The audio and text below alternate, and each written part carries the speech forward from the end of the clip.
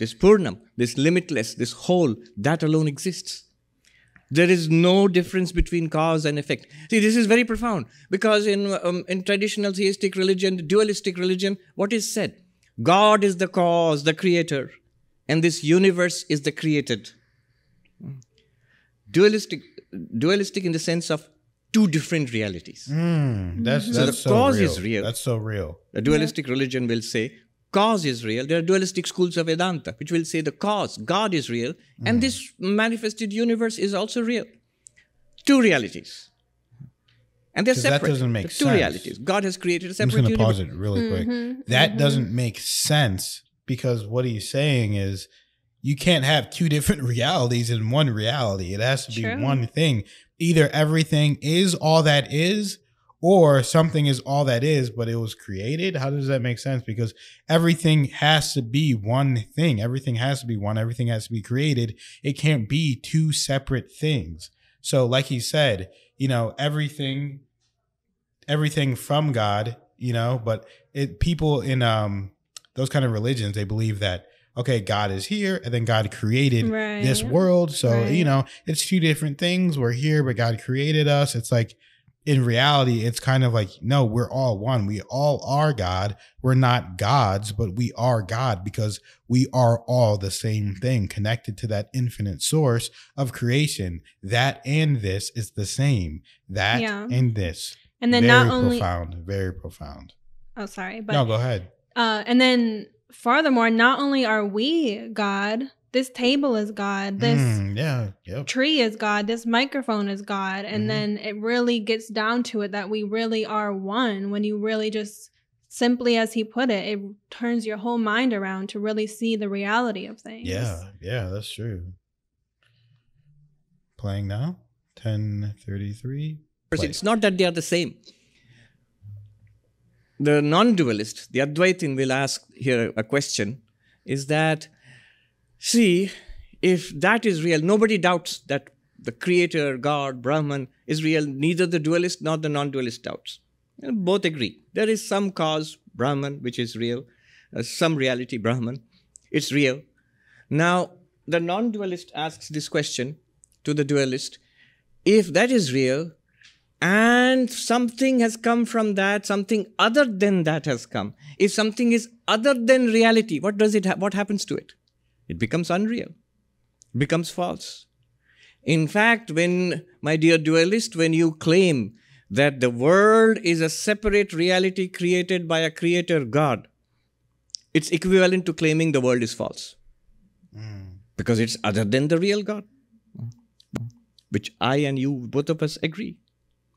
Whereas what the Advaitin says is that that Purnam and this Purnam, the cause Purnam and the effect Purnam, they're both one and the same. There is no cause and effect.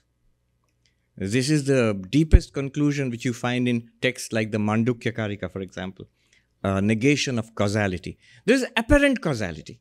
And there is something which appears as this because they look different. They are experienced differently. It's like the gold made into the ornaments, the clay made into the pot. Now you will say, clay has produced a pot.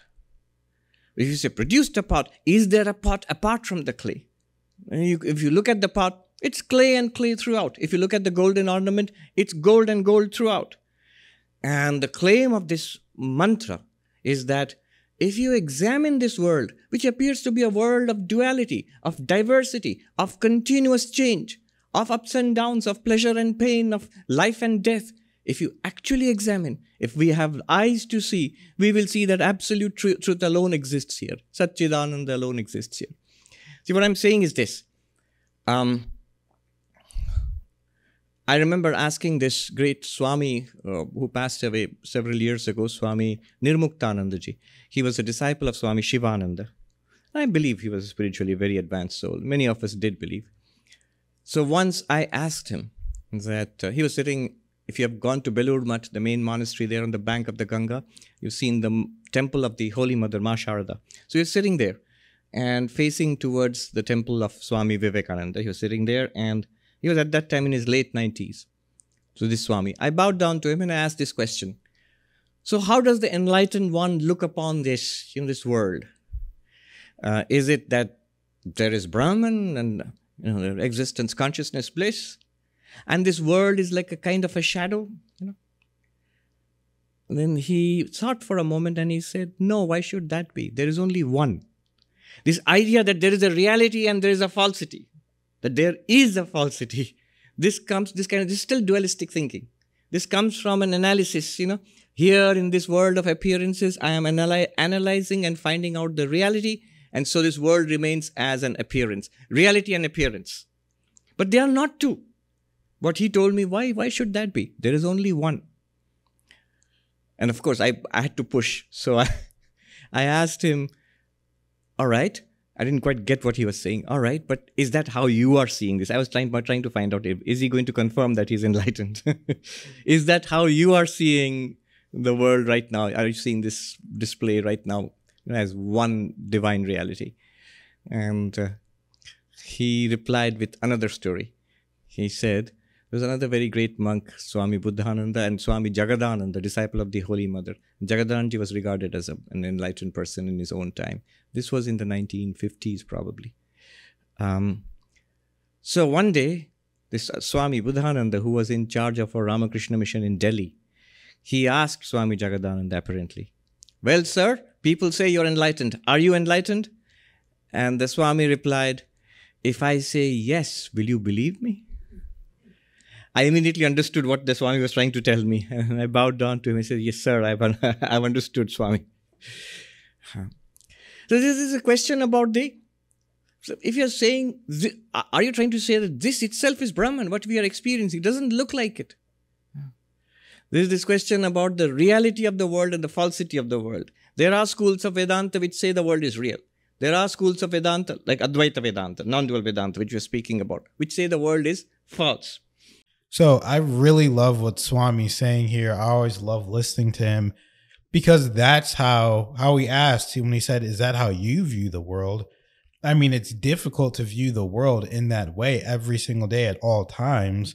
But in reality, I've always tried to view the world as in, if you could look at things for what they truly are, then like Kelly said in the earlier, if you look at this table, if you look at everything, it's all a part of God. So the way that I view it is every single thing, if you could break it down to its most pure form, it's just pure energy.